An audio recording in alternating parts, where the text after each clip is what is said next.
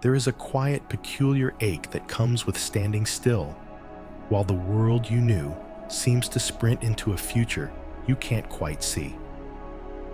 It's not a loud or dramatic pain, but a subtle, persistent hum beneath the surface of things. A feeling of being a spectator to a game whose rules have changed without any announcement.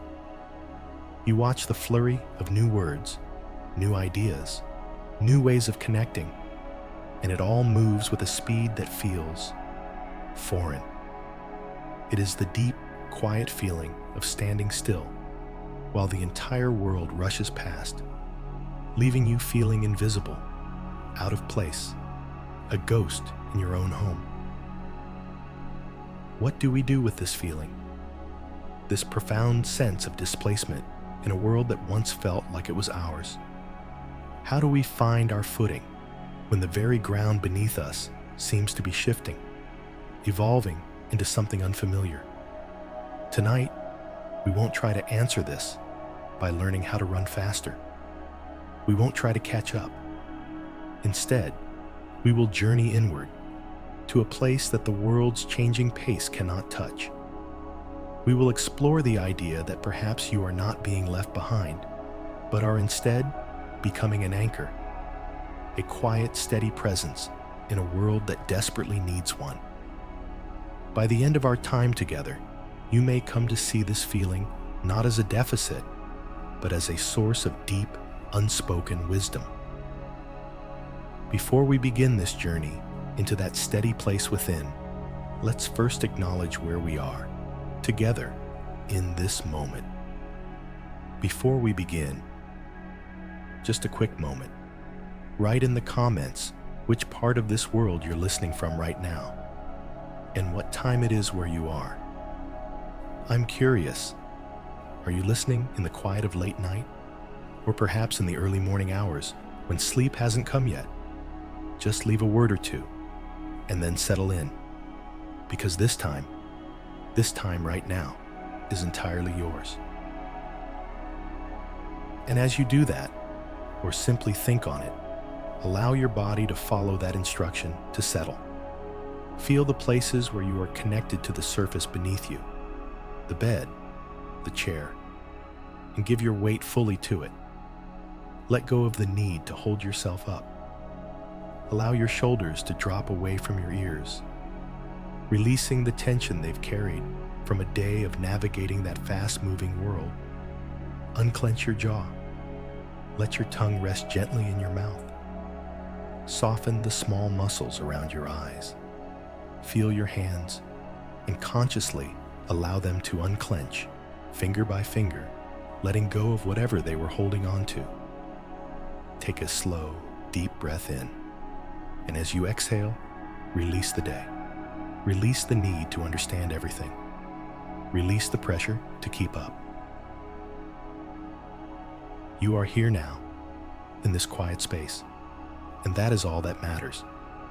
The intention for our journey tonight is not to find a way back to the world that was, nor is it to force ourselves to fit into the world that is.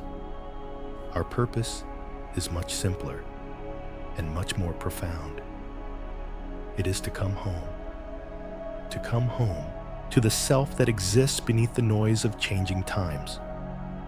The self that is timeless, steady, and whole, regardless of how the world shifts and turns.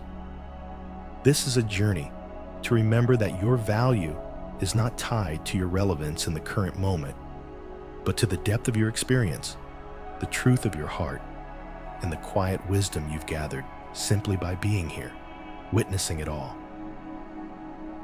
Think, for a moment, about that quiet ache. Let's not push it away. Let's just look at it with gentle curiosity. It often feels like standing on a station platform. You remember when the trains ran on a schedule you understood. You knew the conductors, the destinations, the rhythm of the arrivals and departures. It was a system you were a part of. But now, a new kind of train is thundering through, one that doesn't seem to stop at your station. It's faster, sleeker, and powered by something you don't recognize. The people on board are speaking a language that is almost familiar, but just different enough to make you feel like an outsider.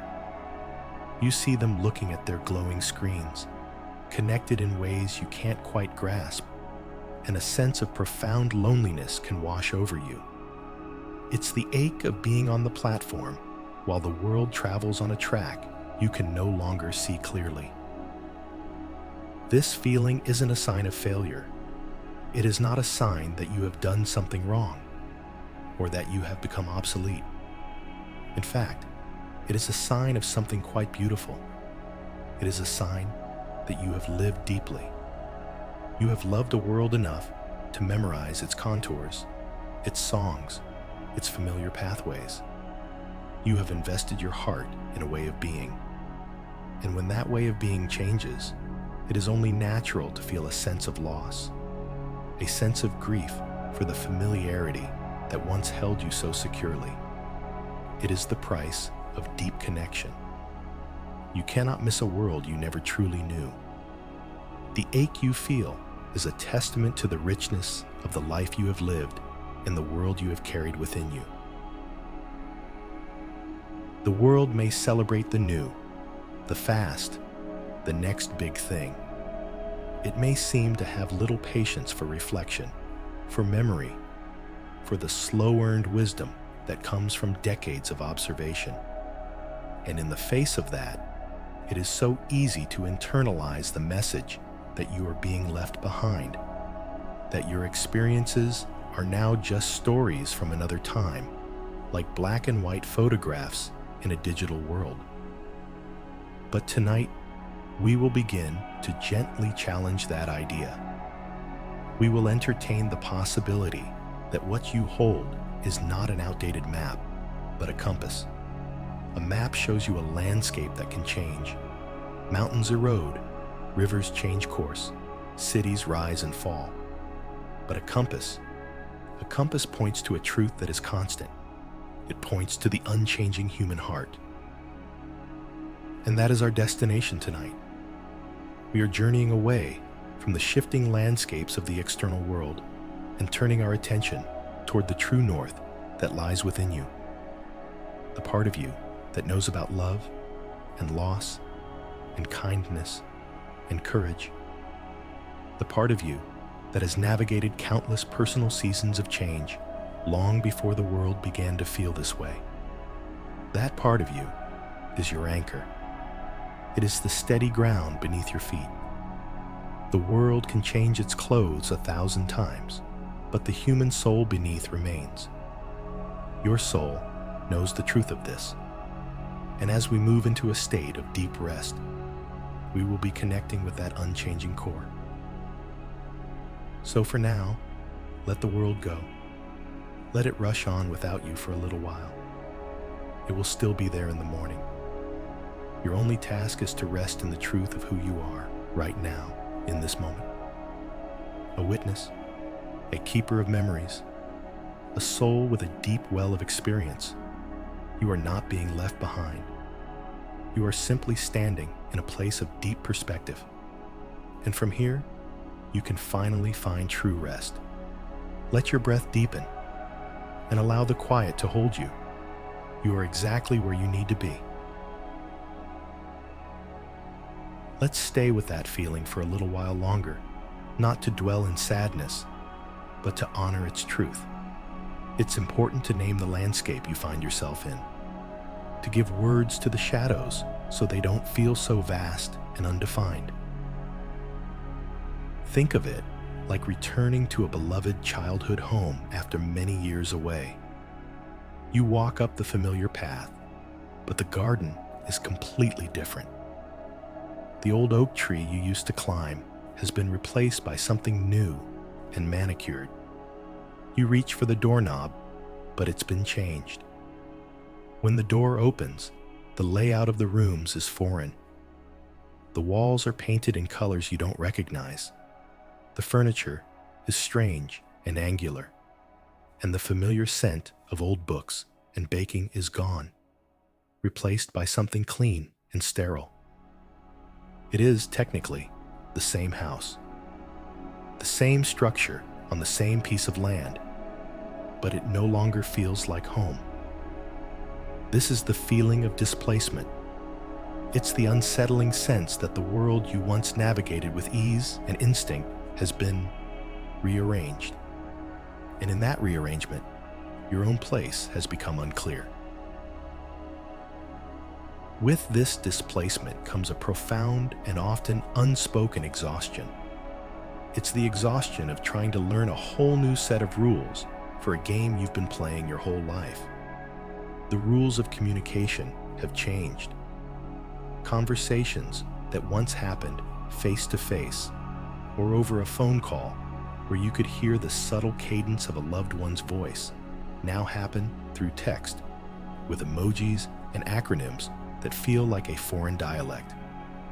There's a pressure to respond instantly, to be always available, always connected in a way that can feel deeply depleting to a nervous system accustomed to quieter rhythms. There are new social norms, new ways of talking about the world, new values that are held up as the ultimate good. And trying to keep track, to understand, to simply not say the wrong thing requires a constant low-level vigilance. It's like being a perpetual student in a class you never signed up for, where the curriculum changes daily and there's always another test just around the corner. This effort, this constant translation from the world you know to the world that is deeply tiring. It's not a physical tiredness that a good night's sleep can fix. It's a soul-level weariness, the weariness of feeling like you are always performing, always trying to catch up, always a little out of sync with the prevailing rhythm. You might find yourself withdrawing from conversations, not because you don't care, but because the energy required to participate feels too great. You might choose silence over the risk of being misunderstood or seen as outdated. This isn't a failing on your part. It is a natural human response to being overwhelmed. The mind and spirit need rest. They need familiarity. And when the world stops providing that sense of a safe, predictable harbor, we can feel adrift, and being adrift is exhausting work. This experience often cultivates a sense of being an outsider looking in. Perhaps you see it most clearly during gatherings or when scrolling through images online. You see people connecting with an easy fluency, sharing jokes you don't quite get, referencing cultural moments that passed you by. It can feel like watching a beautiful, vibrant party through a thick pane of glass. You can see the laughter, the dancing, the connection. You can appreciate its energy, but you can't hear the music clearly, and you don't know the steps. You are separate from it. And in that separateness, it's easy for a story to form in the mind. A story that says, I no longer belong. A story that whispers, my time has passed. This is a painful narrative, and it's one that the modern world can unintentionally reinforce with its relentless focus on the new and the next. But let us gently question that story tonight. What if your position on the outside is not a sign of your exclusion, but the granting of a different perspective? The people inside the party are caught up in the music, the lights, the motion. They can only see what's immediately around them. But you, from your vantage point by the window, can see the whole scene. You can see the patterns, the comings and goings, the way the light hits the room. You have a wider view. Your perspective is not less valuable. It is simply different. It is broader, deeper. So tonight, we give ourselves permission to simply acknowledge this landscape without judgment. We acknowledge the feeling of standing in a home that no longer feels like our own. We honor the profound exhaustion that comes from trying to read a constantly changing map. and we gently validate the quiet loneliness of being an outsider looking in. It is okay to feel this way. It makes perfect sense. You are not imagining it. This feeling of displacement is real. It is a shared, silent experience for so many. And by naming it, by bringing it out of the shadows and into the soft light of our awareness, we take away its power to make us feel isolated. You are not alone in this feeling. You are standing with countless others throughout all of human history who have watched the world they knew transform before their very eyes. This is not a modern problem. It is a timeless human experience. And acknowledging it, truly and deeply, is the first step toward finding a different kind of peace. A peace that doesn't depend on the world staying the same, but on finding the part of you that remains constant, no matter how the furniture in the room is rearranged. Let that validation sink into your bones. It is okay. All of it is okay. You can rest now. Let the world be unfamiliar for a while. Your only task is to return to the familiar country of your own breath, your own body, your own quiet presence here now. As we rest in this space of gentle acknowledgement, let's allow another layer of this experience to surface. Beneath the exhaustion and the sense of displacement, there often lies a quiet, profound grief. This isn't a sharp, sudden grief, like that which follows a great loss. It's a softer, more pervasive sorrow. It is the grief for a world remembered, a world that felt solid, predictable, and knowable. It's the sadness that comes from missing the ease of belonging, the comfort of shared understanding, the simple certainty of knowing your place in the grand scheme of things. We can give ourselves permission to feel this tonight, to let the quiet sadness for what is past simply be here without needing to fix it or explain it away. Think about the connections that once felt so effortless, the way a neighborhood felt like a community, where you knew the names of the people down the street and your children played together until dusk, the way a job felt like a lifelong vocation, a craft to be honed over decades, offering a sense of stability and identity, the way family gatherings felt anchored in traditions that everyone understood and participated in. These things haven't vanished entirely, but their form has shifted. The texture of connection has changed. Now, community might be found in a digital forum, a connection that is both vast and strangely intangible. A career may now consist of a series of short-term gigs, demanding constant reinvention. Traditions may have to compete with the endless pull of 1,000 other distractions. And so, we grieve for the loss of that tangible, grounded sense of certainty. We miss the feeling of being woven into a fabric that felt strong and secure. This grief is not a weakness. It is not a sign that you are stuck in the past or unable to adapt. On the contrary, this feeling is a profound form of love. You grieve because you loved. You grieve for the world you remember because it held deep meaning for you. It was the backdrop for your life's most significant moments, your joys, your heartbreaks, your triumphs, your struggles. To feel a sense of loss for that world is simply to acknowledge its immense value. It's like tending to the memory of a cherished friendship. The sadness you feel is the echo of the love that was. It proves that what you had was real and precious. It is a testament to your capacity for deep connection and your loyalty to what you hold dear. So often, we are told to let go of the past, to embrace the future, to move on.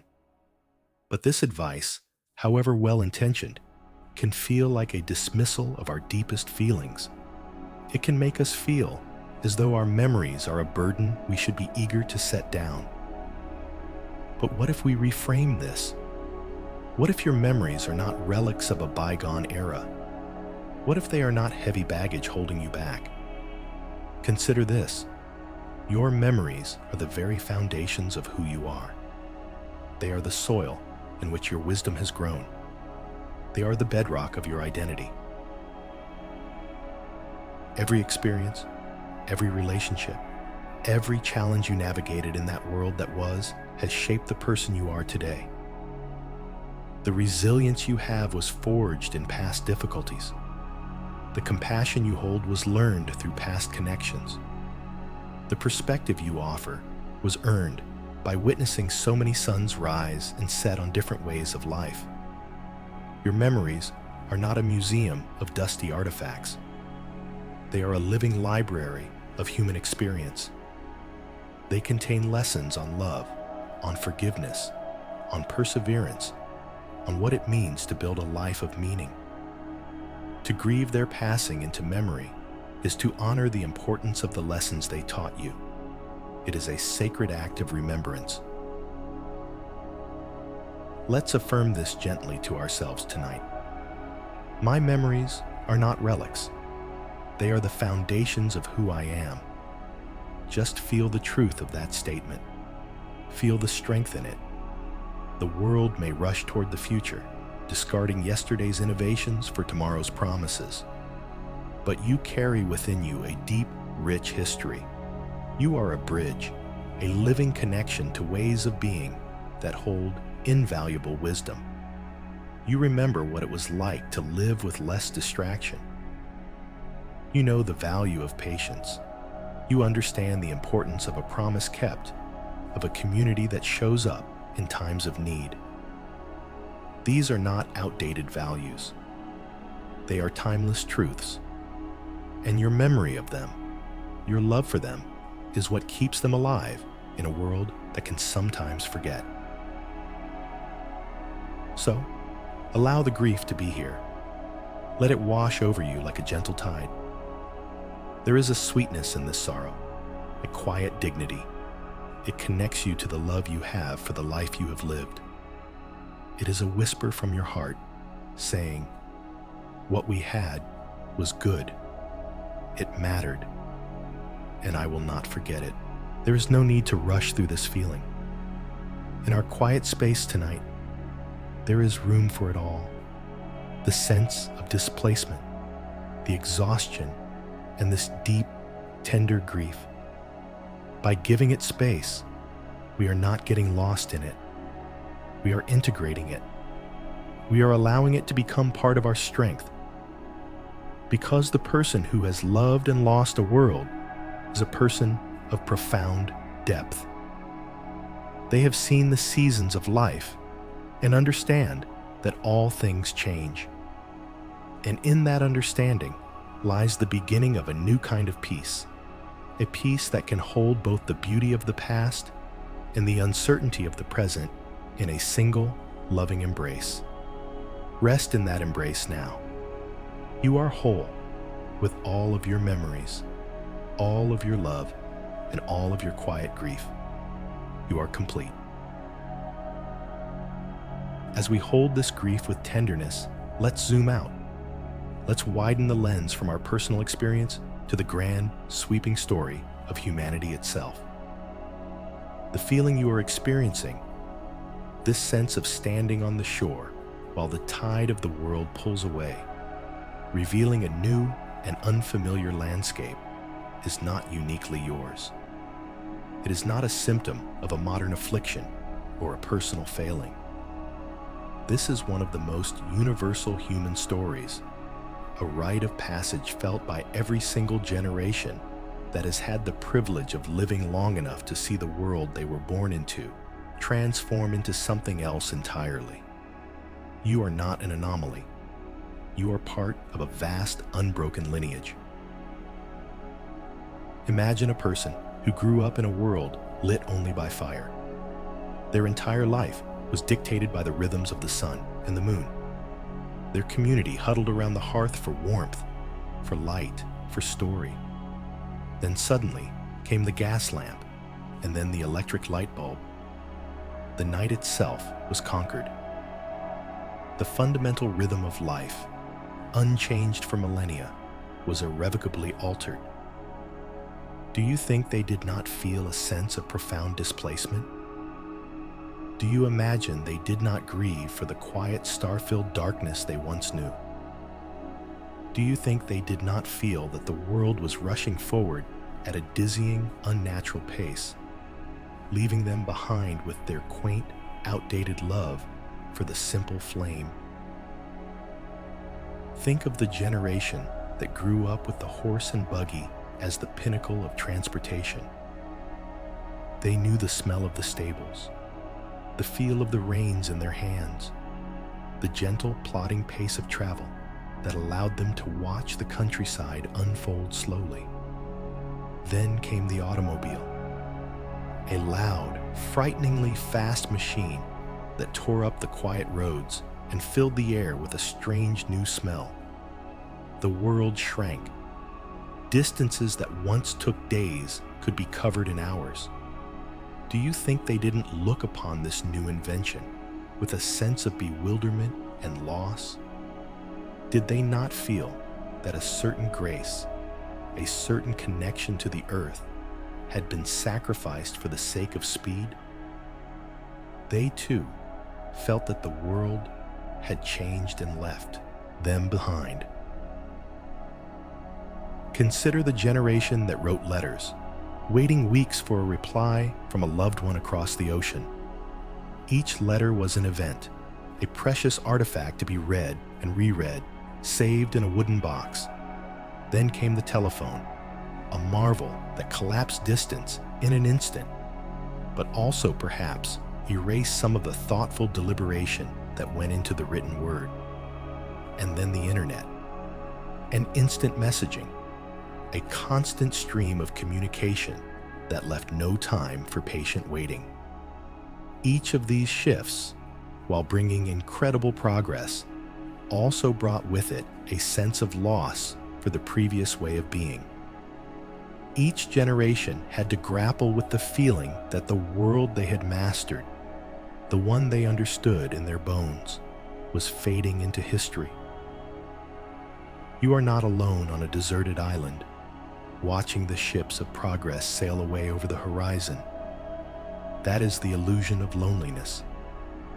The truth is, you are part of a long, honorable lineage of wise elders who have stood on the riverbank of time, watching the current flow on.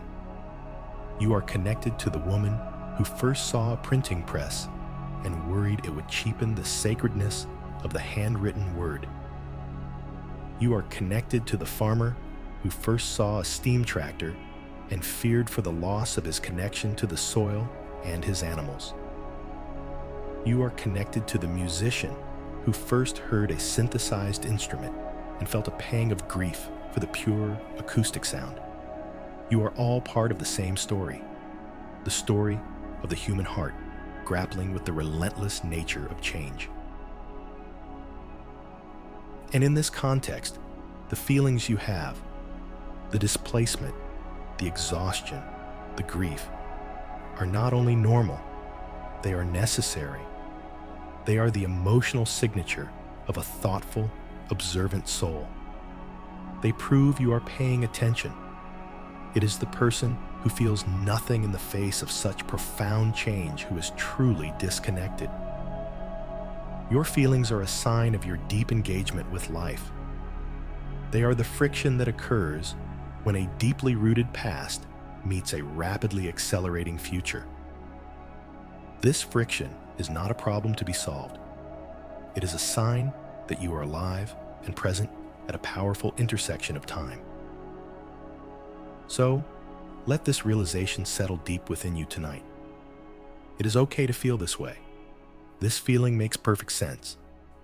Let those words be a balm for any part of you that has felt ashamed or foolish for not being more enthusiastic about the way things are changing. Let go of the self-judgment. Release the internal critic that says you should be more adaptable, more modern, more like everyone else. You are exactly as you should be, a human being bearing witness to the passage of time, and there is a profound dignity in that role. By validating your own experience in this way, you move from a place of personal struggle to a place of shared human truth. Your story is not just your story. It is our story. It is the story of every grandparent who has ever tried to understand the world of their grandchildren. It is the story of every culture that has ever struggled to maintain its identity in the face of globalization. It is the enduring, beautiful, and sometimes painful story of continuity and change. You are not falling behind. You are holding your ground, rooted in a deep and rich history, providing a point of reference, a place of memory for a world that is always in danger of forgetting where it came from. And as you drift toward sleep, rest in the quiet company of all those who came before you, who stood where you stand now, and who felt what you feel. You are held in a vast and ancient community of souls. You belong. Having recognized that this feeling is a universal part of the human story, let's now turn our attention inward to the specific, invaluable qualities you carry within you, precisely because you have lived through so much change. The world, in its current state, often seems to worship at the altar of speed and youth. It celebrates the innovator, the disruptor, the one who moves fastest and breaks things. In such a climate, it is easy to feel that the qualities gained through time, patience, perspective, nuanced understanding, are undervalued. But to be undervalued is not the same as being without value. A deep well in the desert may be overlooked by a caravan rushing toward a distant mirage, but its water is no less pure, no less life-giving. You hold such a well within you. This is the deep well of experience and wisdom that can only be earned through time. It cannot be downloaded. It cannot be hacked. It cannot be learned in a weekend seminar.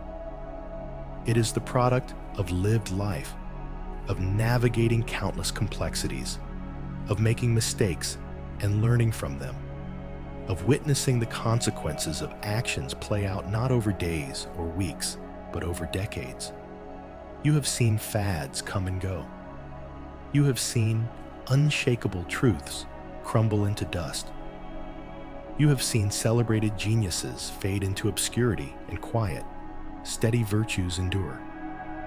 You have watched entire social and political movements rise with fervent certainty, only to be replaced by the next wave. This experience gives you a rare and precious gift: perspective. The world may value speed, but you hold the invaluable gift of perspective. Think about what this really means. Perspective is the ability to see the bigger picture. It's the capacity to distinguish between a genuine crisis and a temporary panic.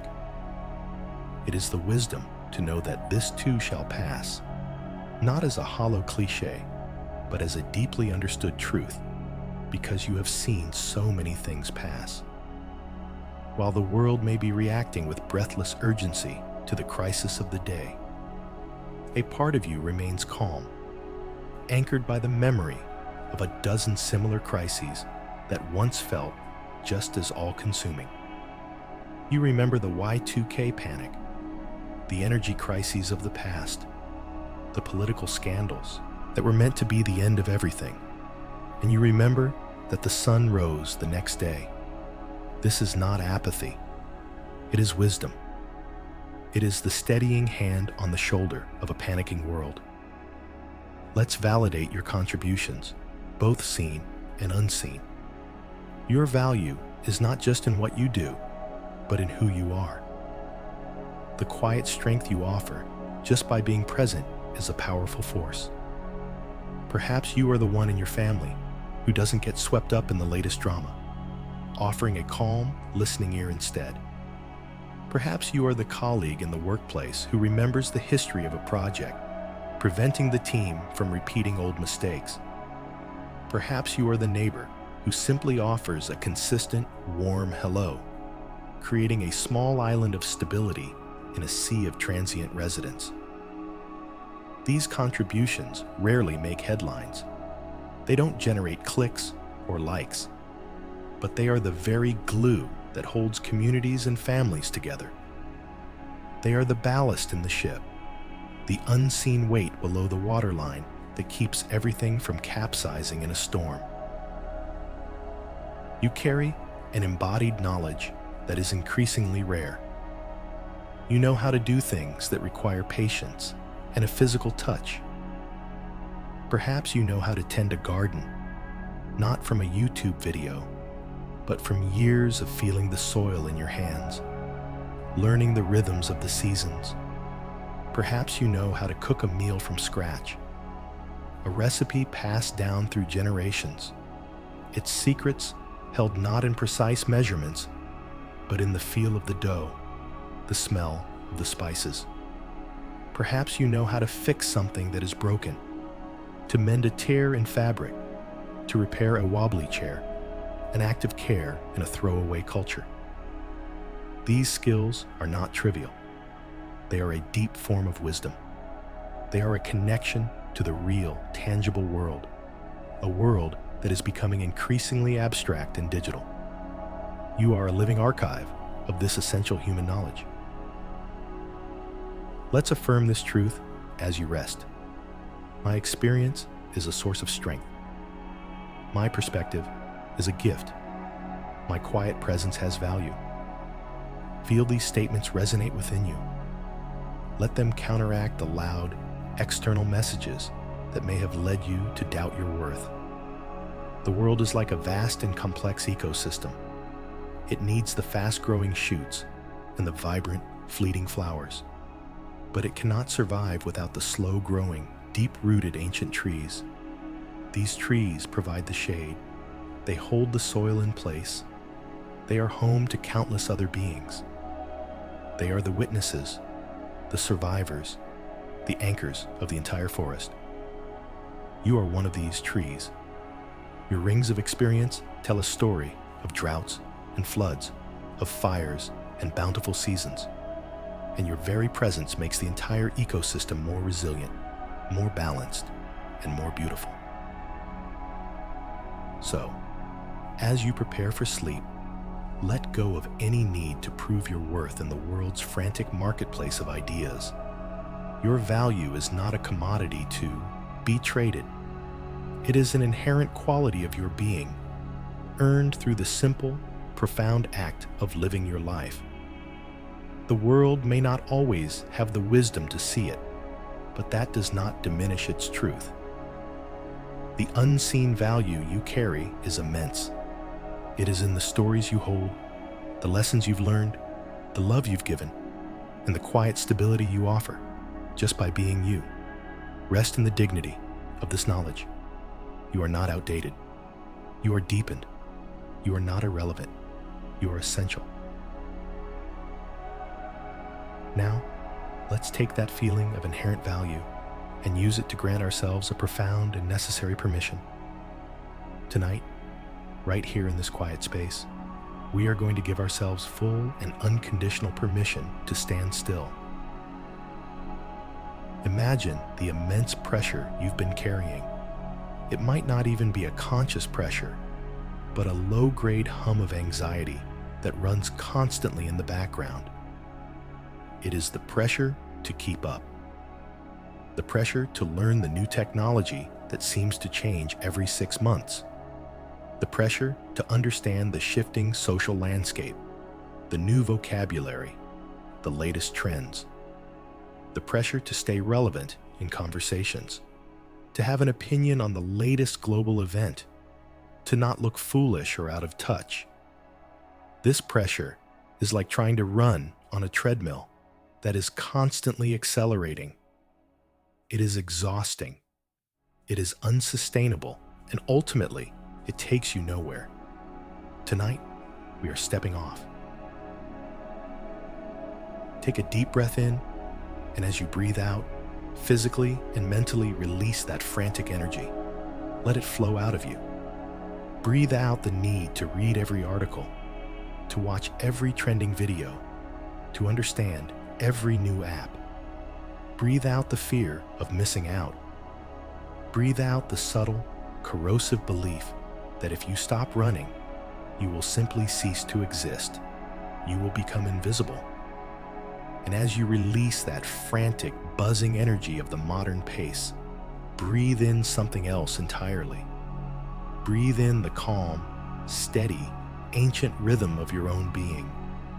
Breathe in the rhythm of your own heart, which has been beating faithfully, day in and day out, without any need for updates or upgrades. Breathe in the rhythm of your own breath, the gentle ebb and flow that has sustained you through every moment of your life. This is your true pace. This is your home frequency. Return to it now. Let's affirm this permission with a clear and simple statement. You do not have to run in a race you did not choose to enter. Say it to yourself, silently. Feel the liberation in those words. You did not sign up for this relentless marathon of information and change. You were placed in the middle of it, and you have every right to decide that you will no longer participate in the parts that drain your spirit and steal your peace. Standing still is not an act of surrender. It is not giving up. It is an act of profound wisdom and self-respect. It is a declaration of sovereignty over your own attention and your own energy. It is saying, my peace is more important than my relevance. My well-being is more important than being up to date. Think about what this permission really means in a practical sense. It means you can see a conversation happening about a topic you don't understand, and instead of feeling anxious or inadequate, you can feel a quiet sense of peace, thinking, that is not for me, and that is okay. It means you can look at a new piece of technology and decide, I do not have the energy for this learning curve right now, without any self-judgment. It means you can admit, I don't know, and feel not shame, but a sense of honest relief. It is the freedom to curate your world, to choose what you let into your mind and heart. You get to decide which doors you open and which you leave closed.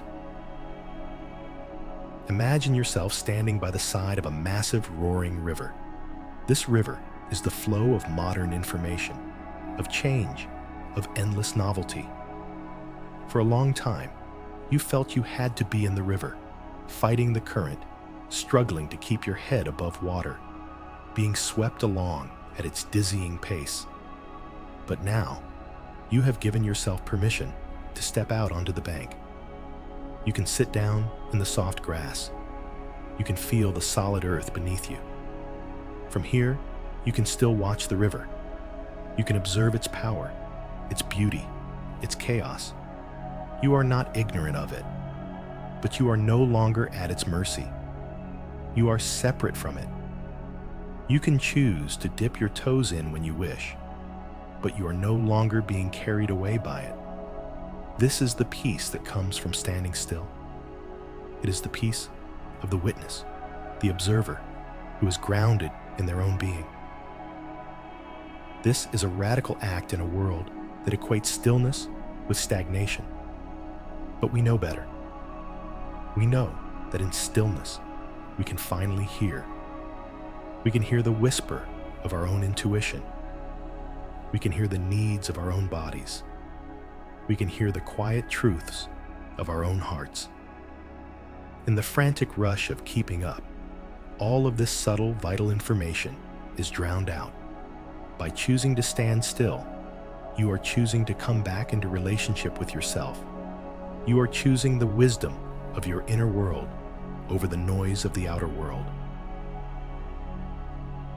So let this permission sink deep into every cell of your body as you drift towards sleep.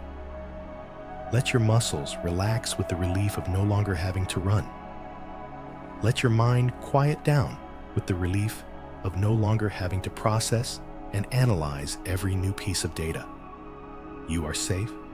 You are secure. Your worth is not determined by your speed. It is determined by your presence. By standing still, you are not becoming less. You are becoming more present, more grounded, more yourself. Let the world spin. Let it rush and clamor. You have found your quiet center. And here, in this stillness, is a peace that the frantic world can never offer and can never take away. Rest in that peace now. It is your birthright. Now that we have given ourselves permission to stand still, let's address the fear that often rushes in to fill that quiet space.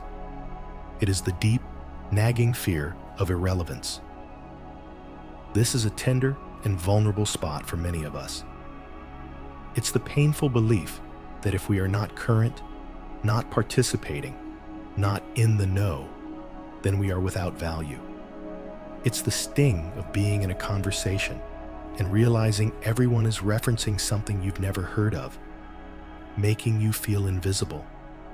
It's the ache of being misunderstood or gently dismissed by a younger generation that moves too fast to listen, assuming that because you don't speak their language, you have nothing of importance to say. Tonight, we will gently and lovingly begin to release this fear. We will loosen its grip on our hearts. Let's begin by acknowledging where this fear comes from. It's rooted in a fundamental human need, the need to belong, to be seen, to feel that we matter to our tribe. For most of human history, being relevant, knowing the ways of the tribe, contributing in a recognized way, was essential for survival. So this fear is not irrational. It is an ancient, primal echo. The problem is that the definition of tribe and relevance has become distorted. It has been hijacked by a culture of fleeting trends and constant updates. We are trying to apply an ancient survival instinct to a modern digital landscape, and the mismatch is causing us profound anxiety. The world seems to suggest that your value is tied to your productivity, your knowledge of current events, your engagement with the latest platforms. But this is a very fragile and external source of self-worth. It's like trying to build your house on the shifting sands of a beach. Every new tide of change threatens to wash it away. Tonight, we are going to begin building our house on a different foundation. We are building on the bedrock of inherent worth. Let's use an analogy to help us. Think of a deep-rooted, ancient oak tree standing in a field. Throughout the year, the world around it changes dramatically. In spring, it is surrounded by a riot of fleeting, colorful wildflowers. They are beautiful, vibrant, and they capture all the attention. The bees and butterflies flock to them. The oak tree, by comparison, is slow and unchanging. In summer, the grasses grow tall and green, shimmering in the wind. In autumn, the field is filled with the frantic activity of squirrels and birds, gathering the last of the harvest.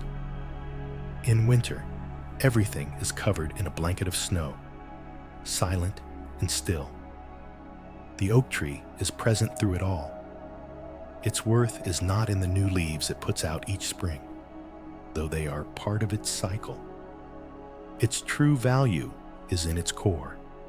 It is in the strength of its trunk, the depth of its roots, the history held within its rings. It provides shelter in the storm, a landmark for the lost, a home for countless creatures. Its relevance is not flashy or trendy. It is profound, quiet, and enduring. You are like that oak tree. Your worth is not in your knowledge of the latest wildflowers. It is in the strength and history held within your core. Releasing the fear of irrelevance means shifting your sense of self from the leaves to the roots. The leaves will change, they will fall away, and new ones will grow. But the roots, your deep, lived experience, your character, your love, your wisdom, these are what truly anchor you. These are what give you your unshakable value. The world, in its obsession with the new, may only notice the wildflowers, but that is a reflection of the world's limited vision, not your limited worth. Let's breathe into this. Take a slow breath in and imagine you are drawing energy up from deep within the earth, from your roots. And as you exhale, release the painful sting of being misunderstood. Breathe out the memory of a time you felt dismissed. Let go of the frustration of trying to explain your perspective to someone who is not ready to hear it. Release the sadness of feeling unseen. You cannot control how others see you. You cannot force a world that worships speed to appreciate the value of stillness. But you can control where you place your own sense of value. You can stop seeking it from the outside. You can begin to source it from within. Every time you feel that pang of irrelevance, you can gently remind yourself, my value is not in my currency, it is in my depth. Let that be a quiet mantra. Let it be a source of comfort. The world is full of fast-flowing, shallow streams. They are exciting, they sparkle in the sun, they make a lot of noise. But it is the deep, slow, moving river that carves canyons. It is the deep, still lake that reflects the entire sky. Your depth is your superpower in a world obsessed with the surface. So as you drift deeper into relaxation, let go of the struggle. Let go of the need to be seen, to be understood, to be validated by the fast-moving world. Place your attention on your own deep roots. Remember the storms you have weathered. Remember the seasons you have endured. Remember the life you have sheltered and nurtured. Your relevance is not something you have to prove. It is something you simply are. It is in your very being. Let that profound truth be the foundation upon which you rest tonight. The fear of irrelevance can only take hold if you believe your worth is external. Tonight, you are reclaiming it. You are bringing it home, to the strong, quiet, enduring core of you. Building on this release, let's now begin a gentle but powerful shift in perspective. For so long, the story you've been told, and perhaps told yourself, is that you are being left behind. It's a story of deficit, of being too slow, of being on the losing end of the race of progress. But what if this story is fundamentally wrong? What if we have been looking at the picture from the wrong angle entirely? Let's re-examine the image of the fast-flowing river. The story of being left behind casts you as a tired swimmer, swept to the shallow edges of the stream, watching the stronger swimmers pull ahead into the main current. It's a painful and disempowering image. But let's discard that image. Instead, let's try a new one. The river is still there. The river of change, of information, of culture. It is flowing just as fast as ever. But you are not in the river. You are the bedrock beneath it. Feel the difference in that imagery. You are not being left behind by the water. You are the steady, unmoving ground that gives the river its very shape and direction. You are the constant against which the change is measured. The water is fleeting. A single drop passes a given point in an instant and is gone forever. But the bedrock remains, It endures. It holds the memory of every current that has ever flowed over it. It is the foundation. This shifts the entire dynamic. You are not a victim of the river's speed. You are its essential, silent partner. You are the stability that makes its flow possible. From this new perspective, your role is not to keep up, but to hold steady. Your purpose is not to be swept along, but to provide an anchor. In a world that feels increasingly chaotic and untethered, this role has never been more crucial. People are drowning in the river of information, tossed about by the constant waves of novelty and outrage. They are exhausted by the relentless current, and they are, consciously or not, looking for something solid to hold on to. They are looking for bedrock. They are looking for the quiet, unassuming strength of someone who is not caught up in the churn. Your stillness is not a weakness. It is a refuge. It is a service. This also allows us to reframe our understanding of knowledge. The modern world defines knowledge as a collection of fleeting facts. To be knowledgeable is to know the latest statistics, the latest headlines, the latest scientific breakthroughs. It is an endless accumulation of data, where today's information is obsolete by tomorrow. This is the knowledge of the river, transient, fast-moving, and surface level. But there is another kind of knowing. It is not knowledge, but wisdom. Wisdom is not a collection of facts. It is a deep, embodied understanding of patterns. It is the kind of knowing that comes from observation over long periods of time. Wisdom knows that human nature doesn't change, even when the technology does. Wisdom knows that the pursuit of fame often leads to misery. That true joy is found in simple connection. That kindness is always a better investment than cleverness. This is the knowledge of the bedrock. It is formed not by the accumulation of new data, but by the slow, immense pressure of experience over time. The world is drowning in information, but starving for wisdom. You are a carrier of that wisdom. It is in the very fabric of your being. It's in the way you listen, the way you pause before you speak, the way you can sense the deeper truth beneath a person's frantic words.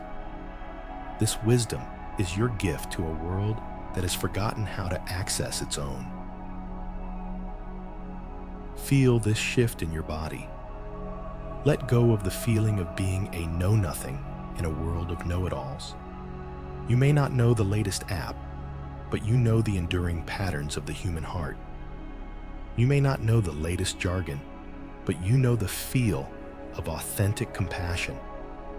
You may not be an expert in the latest crisis, but you are an expert in resilience. Your experience provides a crucial anchor of stability, not just for yourself, but for everyone who is fortunate enough to be in your orbit. You provide context. You provide the long view. You are the living proof that storms pass and that life goes on. When you accept this role as the bedrock, not the struggling swimmer, the need to compete vanishes. You are not in competition with the river. You have a different function, a different nature. The river's job is to flow. Your job is to be. Both are essential. One is not better than the other. They are two parts of a whole system. When you understand this, you can look upon the frantic energy of the world not with envy or resentment, but with a kind of gentle, compassionate understanding. You can see its beauty and its power, but you no longer feel diminished by it. You know your own role. You know your own worth, and it is a worth that is deep, solid, and timeless. As sleep begins to draw you closer, let this new image settle into your subconscious. You are the bedrock. Feel the immense quiet strength in that. Feel the dignity of it. The world flows over you, its transient worries, its fleeting passions. But it cannot move you. It cannot change your essential nature. You are the foundation. You are the ground of being. And on this solid ground, you can finally, completely, and deeply rest. As we rest upon this solid ground of our own being, let's explore what it is that we know from this deep, anchored place. While the surface of the world churns with novelty, new technologies, new social structures, new ways of speaking, the deep currents of the human experience remain remarkably, beautifully unchanged. And you, as a long-term observer, are intimately familiar with these timeless truths. Let's explore the unchanging human heart. This is your area of expertise. This is the wisdom that never expires. Think about the fundamental needs and longings that have driven human beings since the dawn of time. They are the same today as they were 1,000 years ago, even if they are dressed in different clothes. The need for love, for instance. The world may have invented 1,000 new ways to meet people, with apps and algorithms and digital profiles. But the core experience has not changed. The trembling vulnerability of a first date, the deep comfort of a long-term partnership, the heartbreak of a love that is lost, the quiet joy of a true friendship. These feelings are universal and timeless. You have felt them. You have seen them in others. You understand the nuances of love in a way that no algorithm ever will. You know that it requires patience, forgiveness, and the courage to be truly seen. This is a wisdom that never goes out of style. Consider the need for purpose. People today may talk about finding their brand or their niche, but what they are really searching for is a sense of meaning, a feeling that their life matters, that their contribution makes a difference. This is the same quest that has sent people on epic journeys, inspired them to build cathedrals, and driven them to create great works of art. You have seen what gives life true and lasting meaning.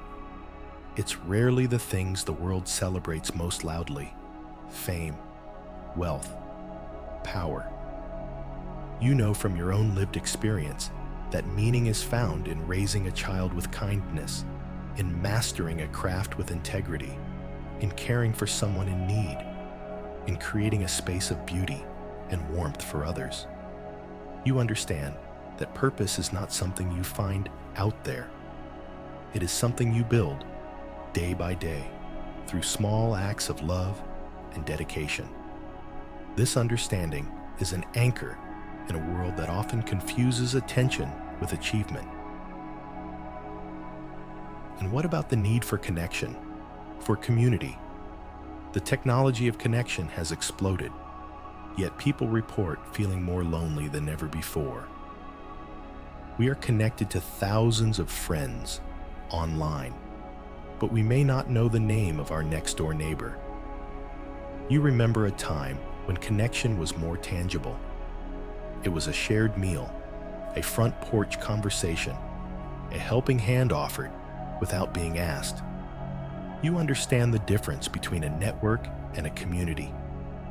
You know that true connection is not about the quantity of your contacts, but the quality of your presence. It's about showing up, listening deeply, and sharing your vulnerability. In a world starving for genuine belonging, your embodied knowledge of how to create real community is a gift of incalculable worth. Beneath the surface of all the new trends and the frantic discourse, the core human experience remains the same. We are all stillborn. We all experience joy and sorrow. We all get sick. We all have to face our own mortality. We all grapple with fear, and we all yearn for peace. We all make mistakes, and we all hope for forgiveness. These are the great, unchanging themes of the human drama. And you have had a front row seat. You have seen these themes play out again and again in your own life and in the lives of those around you. You've seen how courage looks in the face of illness.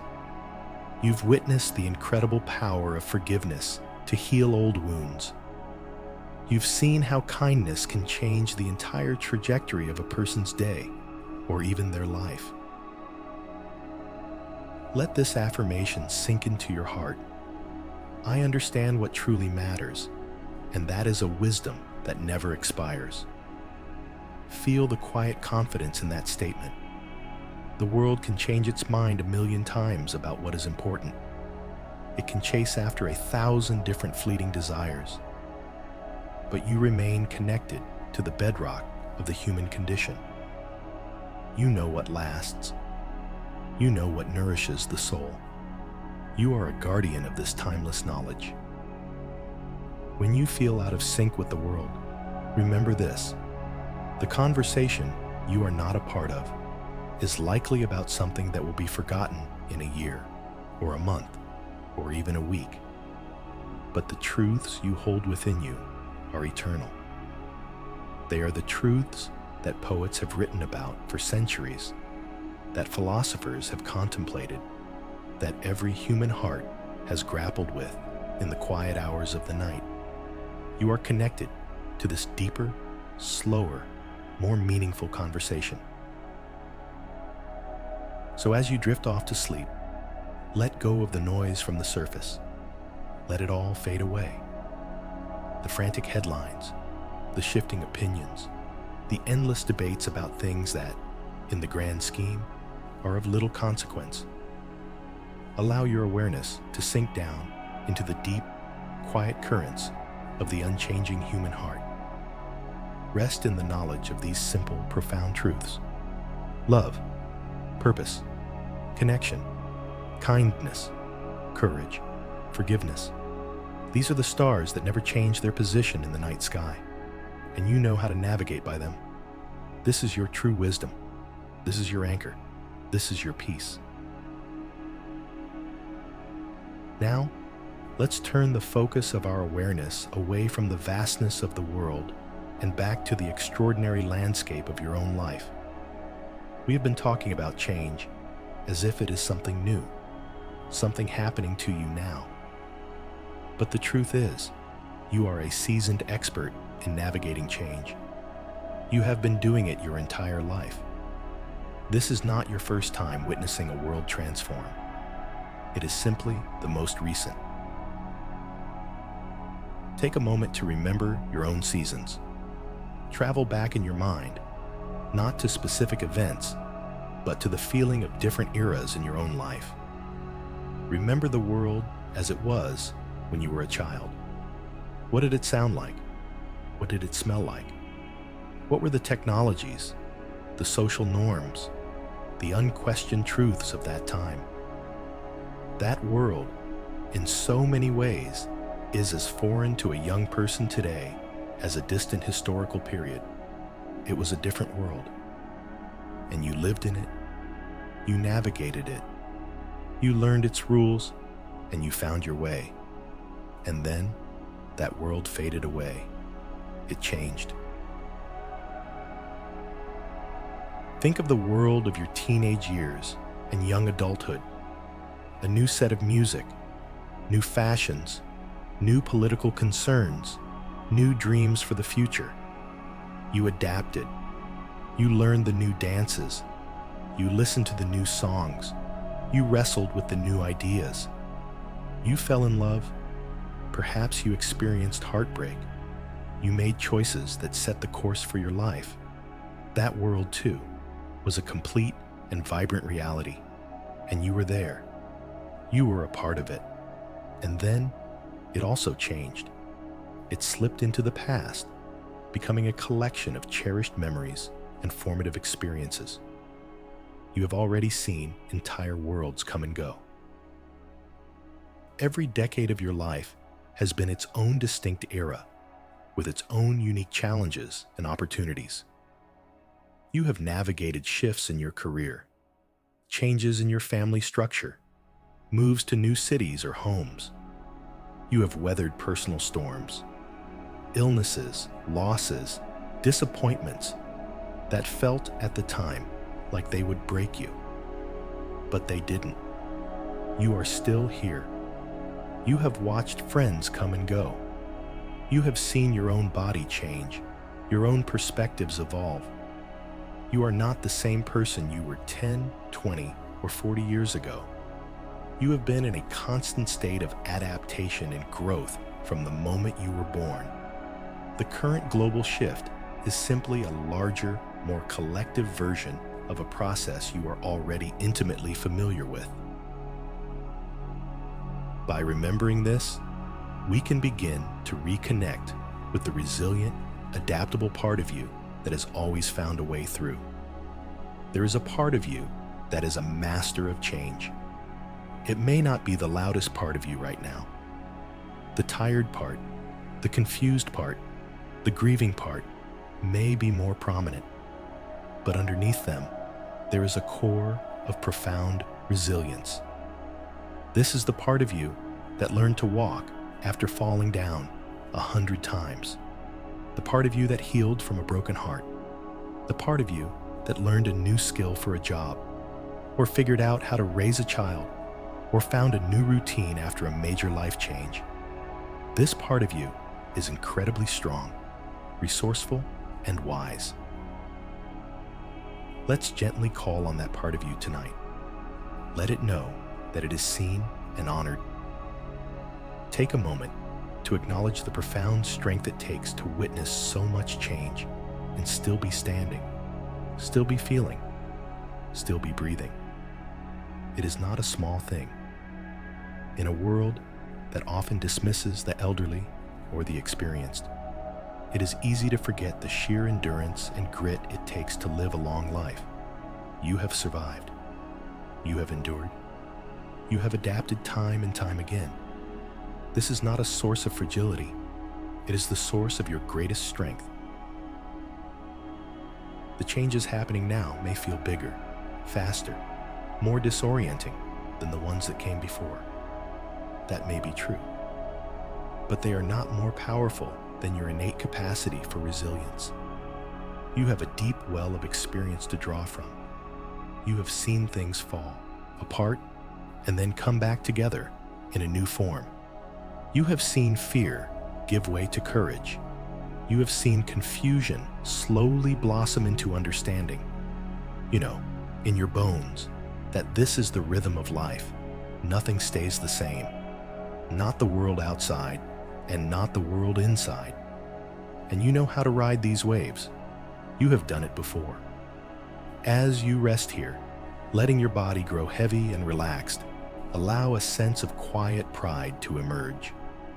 Pride not in any specific accomplishment, but in your endurance, in your continued presence. Let go of the story that you are weak or failing because you find the current world challenging, and replace it with a truer story, that you are incredibly strong because you have successfully navigated so many worlds before this one. Each memory, each wrinkle, each scar is a testament to your resilience. It is a map of all the territories you have successfully journeyed through. This strength is not about fighting against the change. It's not about gritting your teeth and pushing through. That is the resilience of a young person. The resilience you possess now is deeper, quieter, and more profound. It is the resilience of the willow tree, which bends in the wind so that it does not break. It is the resilience of the deep ocean, which remains calm in its depths, no matter how violent the storm on the surface. It is a resilience born of acceptance, of perspective, and of a deep, quiet trust in your own ability to endure. You have always found your way. You will find your way through this too. Rest in that knowledge. Rest in the quiet, unshakable strength of your own resilient heart. Having reconnected with your own deep history of resilience, let's now journey even deeper, to the very center of your being. We've been looking at the external world and your relationship to it. Now, we turn our attention completely inward, to the core self that exists independent of any external trend, any social validation, any cultural shift.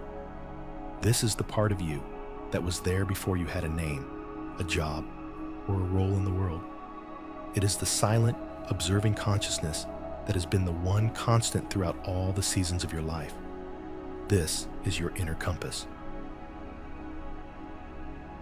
For much of our lives, we are taught to navigate by external maps.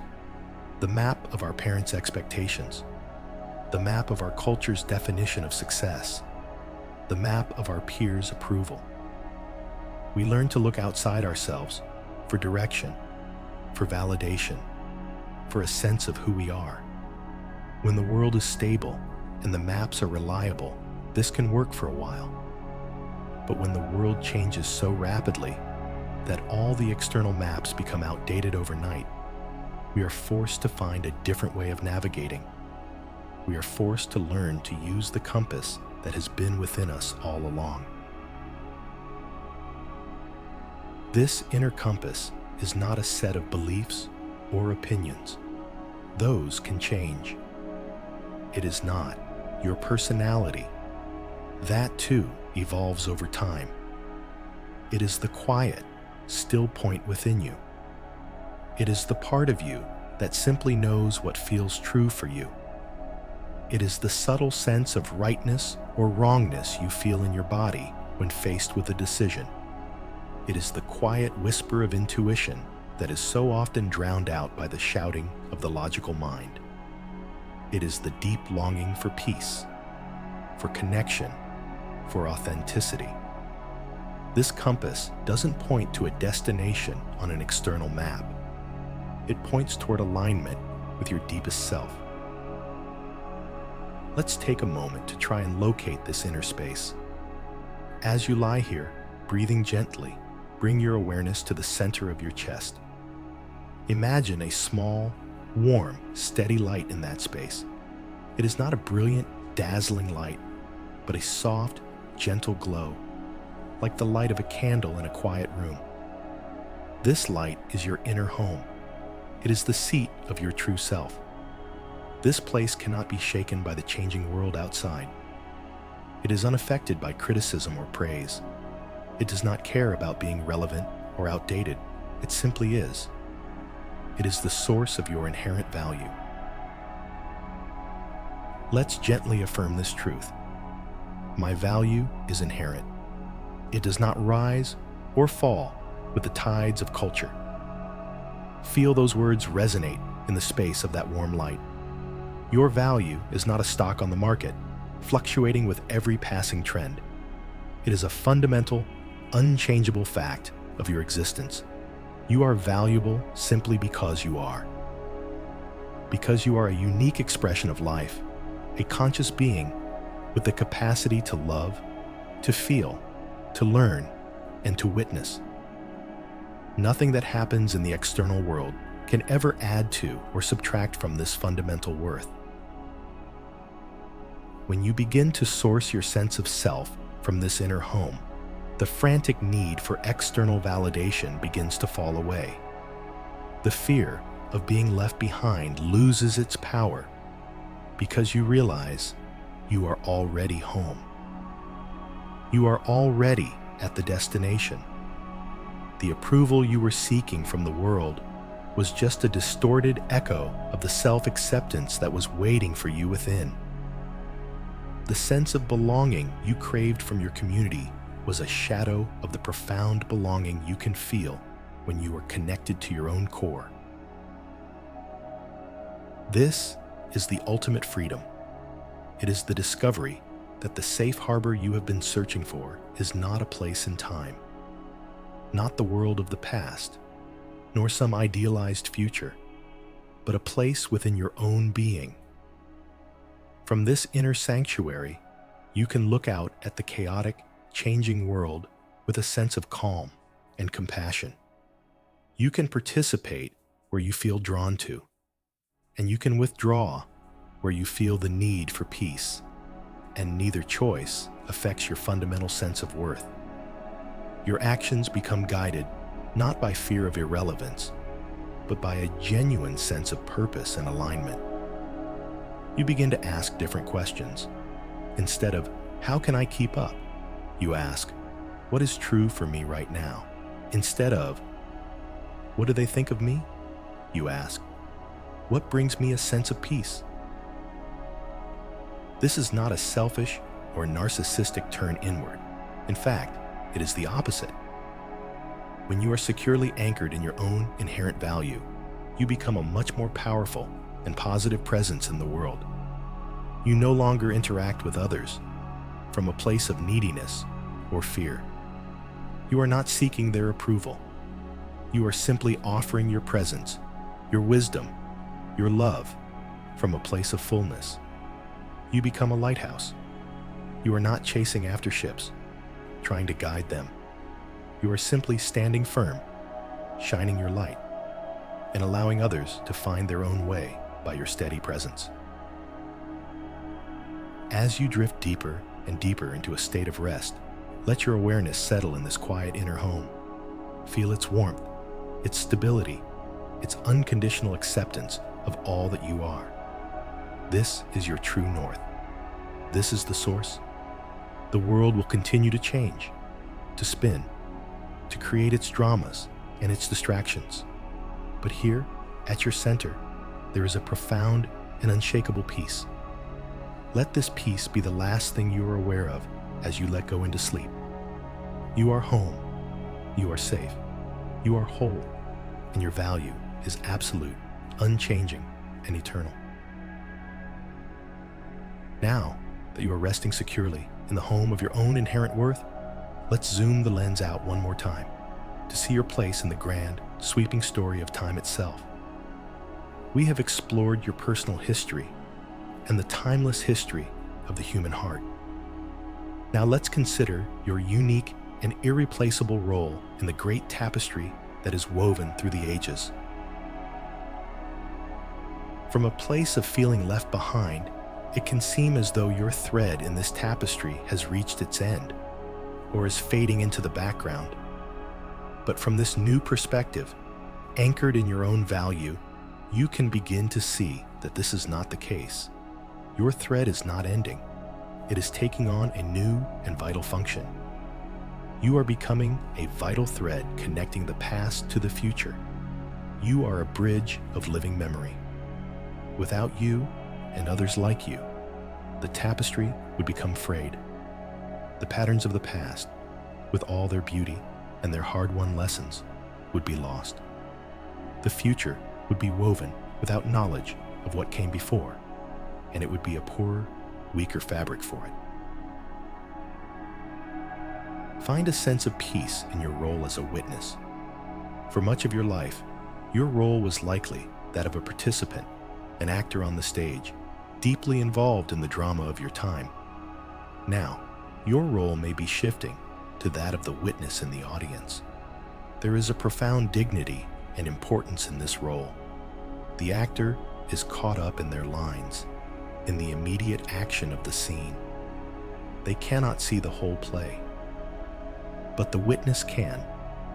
The witness sees the overarching themes, the character development, the foreshadowing, the moments of irony and grace.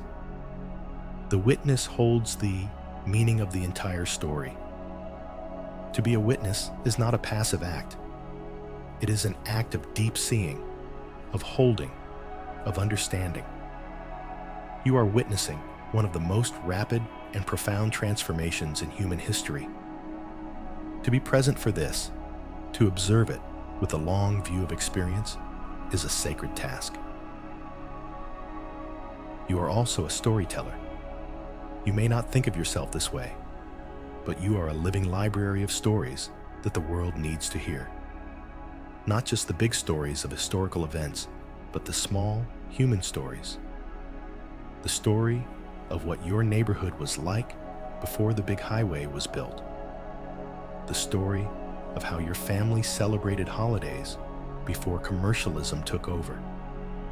The story of a time when a promise was sealed with a handshake. The story of how people entertained themselves before screens filled every quiet moment. These stories are not just quaint anecdotes, they are seeds. They contain within them different possibilities for living, different values, different ways of being human. When you share these stories with your children, your grandchildren, or simply with a friend, you are planting these seeds in the soil of the future. You are reminding the world that the way things are is not the only way they can be. And finally, you are a keeper of memories. In a digital age where memories are outsourced to clouds and hard drives, liable to be erased or corrupted in an instant, you are a vessel of embodied memory. Your memories are not just data points. They are infused with emotion, with sensory detail, with the wisdom of lived experience. You remember not just the facts of the past, but the feeling of the past. This is something no machine can ever replicate. This emotional, sensory archive is precious. It provides context, depth, and soul to a world that is becoming increasingly flat and abstract. Your very presence is a protest against the amnesia of the modern age. You are a living reminder that our history is not just a series of events, but a rich, complex, and deeply human story. Let's use one final analogy as you drift towards sleep. Think of the night sky. It is filled with a dazzling array of celestial objects. There are the bright, nearby planets, constantly changing their position. There are the spectacular, fleeting meteor showers that capture all the attention for a brief, fiery moment. There are the man-made satellites gliding across the sky in their predictable, modern orbits. But what gives the sky its true depth, its mystery, its sense of the eternal? It is the ancient, distant stars, the ones that have been shining in their fixed positions for billions of years. Their light may be fainter than the nearby planets, less dramatic than the meteors, but they are the navigational points. They are what sailors have used for centuries to find their way home. They are the proof of a universe that is vast, ancient, and filled with a quiet, enduring beauty. Time 3.0. You are one of those ancient, distant stars. Your light is steady. Your wisdom is a fixed point in a dizzying, spinning world. The night sky needs its ancient stars just as much as it needs the fleeting meteor showers. One provides excitement, the other provides orientation. One provides novelty, the other provides meaning. Both are essential. Find peace in your place in the grand cosmology of time. You are not a fading light. You are a deep and constant one. And your steady glow is a gift to a world that is struggling to find its way in the dark. Rest in the quiet dignity of your cosmic role. You are a vital part of the whole beautiful, mysterious pattern. As we settle into this peaceful understanding of our place in the grand tapestry, let's refine our perspective one last time. We've explored the idea of being the bedrock, the anchor, the steady star. These are images of stability, but they can also imply a kind of separation.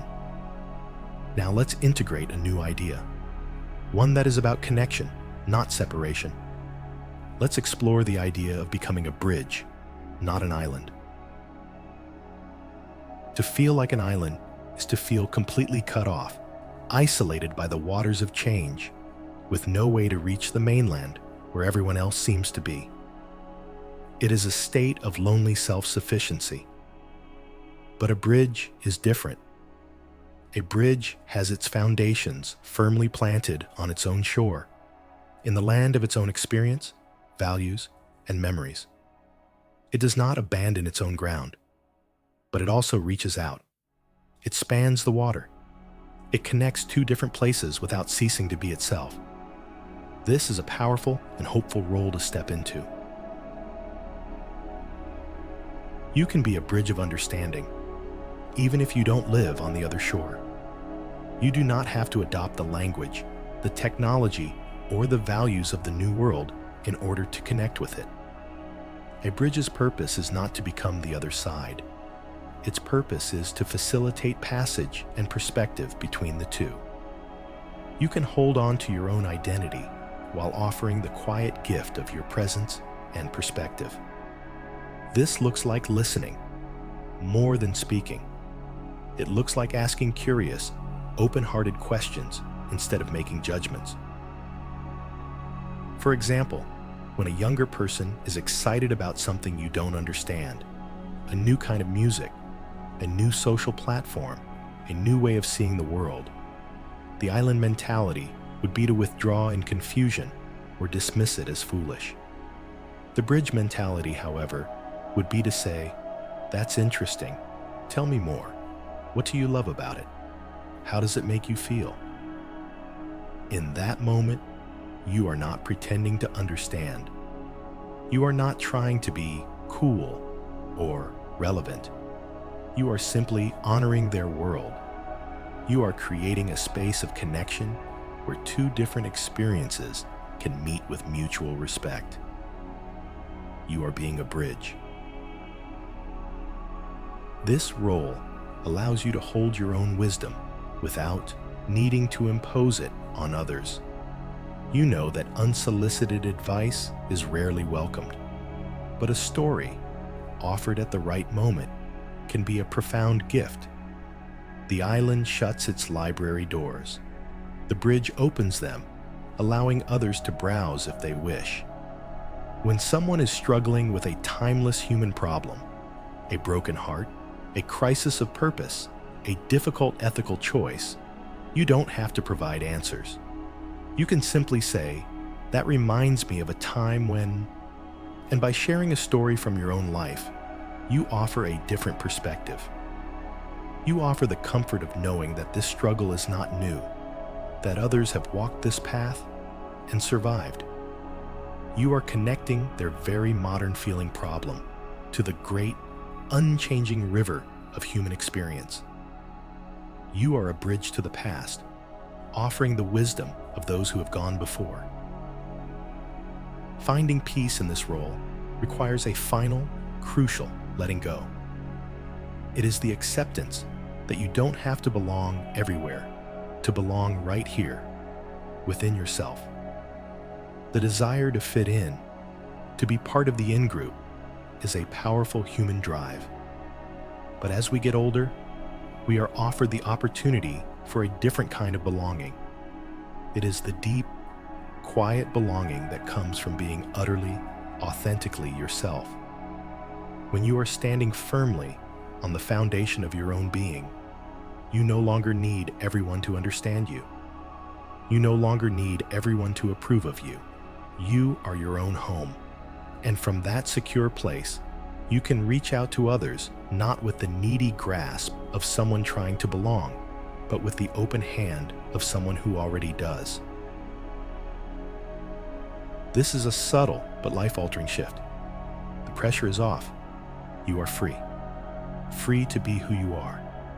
Free to love the things you love, whether they're fashionable or not. Free to hold the values you hold, whether they are popular or not. Free to cherish your memories. And from this place of freedom and self-acceptance, your interactions with the world become lighter, more joyful, more compassionate. You can appreciate the new world without feeling threatened by it. You can love the people in it without needing to be exactly like them. You are a bridge, strong in your own structure, graceful in your outreach, and beautiful in your unique and essential purpose. As you relax into the feeling of sleep, imagine yourself as this bridge. Feel your foundations deep in the solid ground of your own life's experience.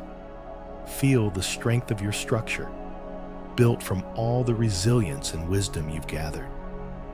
And then feel yourself reaching out, spanning the waters with grace and purpose. You are not an isolated relic of the past. You are a living, vital connection. You are a place of meeting, a point of perspective, a structure of peace. And in this role, you are not being left behind at all. You are holding the very center, connecting all the different parts of our shared human world. Rest in the quiet, profound importance of this work. And now, as we draw near to the edge of sleep, the time has come to gently let it all go. All of our explorations, all of our insights, all of our reframing, these are seeds we have planted. Now we must give them the quiet, dark space they need to germinate. The work of the day is done. The work of the mind can cease. It is time to let the world go for a while. Gently, lovingly, release the need to figure it all out tonight. Release the grand, sweeping questions about your place in the world and the meaning of time. Release the river of change, with its noise and its rush and its endless demands on your attention. For these next few hours, it is not your concern. You can picture the world spinning on without you and feel a sense of profound relief. The news will continue, the trends will shift, the conversations will happen, and you can be blessedly, peacefully absent from it all. You are officially off duty. Your only task now is rest. Feel the truth of that in your body. Give your body permission to fully enter a state of repose. Notice the weight of your head on the pillow. It has carried so many thoughts today, so many worries, so many observations. Let it be heavy now. Let the pillow take its full weight. Release the thoughts and let them drift away, like clouds passing in the sky, requiring no attention from you. Feel the weight of your shoulders, your arms, your hands. They have been doing, carrying, holding all day. Let them be still now. Let them be held. Feel the gentle pull of gravity, a comforting pressure that invites you to let go even more deeply. Travel your awareness down through your torso, your hips, your legs, all the way to your feet. Feel the weight of your entire body, held and supported by the surface beneath you. There is nothing for you to do. You don't have to hold yourself together. You are being held. Imagine the bed or the surface you are on is a safe and sturdy boat, a small, secure harbor. All around you, the vast, chaotic ocean of the world may be stormy and unpredictable. But here in your harbor, you are completely safe. The waves of change cannot reach you here. The winds of progress cannot disturb your peace. You are anchored, you are secure, you are at rest. The world can keep spinning. It can continue its frantic race toward a future it can't even see. But your only task now is rest. And not just any rest, but a deep, unconditional rest. A rest that doesn't need to be earned. A rest that is your birthright as a living being. It is the rest of the ancient tree in the dead of winter, gathering its strength in silence. It is the rest of the deep earth beneath the frost, patient and still. It is the rest of the ocean in its quietest depths. This is the kind of healing, restorative peace that is available to you now. With every breath you exhale, feel yourself letting go of another layer of the outside world. Breathe out the conversations of the day. Breathe out the images you saw on screens. Breathe out the unspoken tensions and the subtle anxieties. And with every breath you inhale, breathe in a sense of peace, of safety, of profound quiet. Breathe in the feeling of coming home to yourself. The world outside is complex, but in here In this moment, everything is simple. There is only the breath, the darkness, and the gentle pull of sleep. There are no problems to solve in this space, no roles to perform, no expectations to meet. You are not a parent, a worker, a spouse, a citizen. You are simply a consciousness, a being, preparing to dissolve into the restorative mystery of sleep. All the identities you carry throughout the day can be left at the door of this quiet, sacred time. They will be there for you to pick up in the morning, if you choose. But for now, you are free. Free from the past, free from the future. You are suspended in this peaceful, timeless present. Let your mind soften its focus. If thoughts arise, as they naturally will, see them not as interruptions, but as distant stars in the night sky.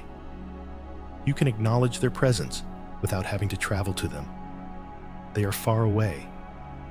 Your attention is here, with the feeling of your body, the rhythm of your breath, and the growing sense of pleasant heaviness that is the prelude to deep sleep.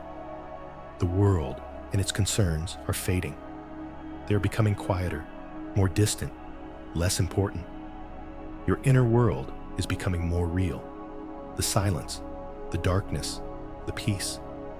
This is what is real right now. Surrender to it. Let it hold you. Let it heal you. The gentle pull of sleep is like a quiet tide, drawing you back out from the shore of the waking world, back to a place beyond time, beyond thought, beyond identity. Do not resist this tide. It is the rhythm of life itself, the ancient cycle of activity and rest, of being and dissolving. You have given your energy to the world all day, and now the universe, in its wisdom, asks for nothing more from you. It simply offers this gift of oblivion, this sacred pause where the soul can rest and the body can heal. Trust this process. Your body knows exactly what to do. It has been breathing for you, beating your heart for you, and now it will guide you effortlessly into the depths of sleep. Here, in this quiet darkness, there is no past or future. The memories and grief for a world that is past cannot touch you here. The anxieties about a future you cannot predict have no power here. There is only this peaceful, floating moment. You are suspended in the gentle now. And in this now, you are perfectly safe. In this now, you belong completely. You are not an outsider here. You are not behind the times. In the kingdom of sleep, every soul is a native. Every heart is at home. You belong here. You are safe. Sleep is coming naturally now. It is not something you have to chase or capture. It is a presence that is arriving to meet you. Feel it as a subtle shift in the air, a softening at the edges of your awareness. Feel it as a pleasant heaviness behind your eyes, a warmth spreading through your limbs. It is a gentle, benevolent force, a friend who has come to sit with you in the dark, promising a journey into peace. Welcome it. Let your last conscious thought be one of permission. Permission to let go completely. Permission to surrender control. Permission to dissolve. Perhaps as you drift, you might wonder about the nature of this space. Where do we go when we sleep? Are we simply turning off? Or are we traveling to some other landscape of the soul? Is this where the threads of the great tapestry are rewoven? Is this the bedrock where the river of time flows through our dreams, showing us patterns we cannot see when we are awake? These are questions without answers, mysteries to be felt rather than solved. And sleep is our nightly journey into that beautiful, benevolent mystery. It is a pilgrimage to the source, a return to the silent creative void from which all things arise and to which all things must return. The world of change and speed is a world of form, but sleep is the world of formlessness. And it is in this formlessness that we are truly renewed. It is here that the quiet work of integration happens.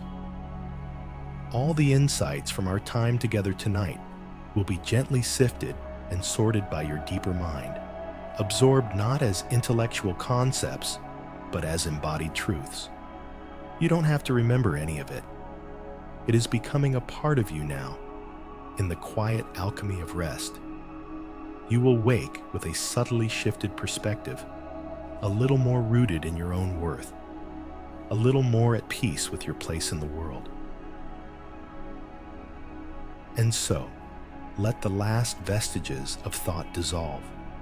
Let the boundaries of your body begin to blur into the surrounding darkness. You are not just in this room.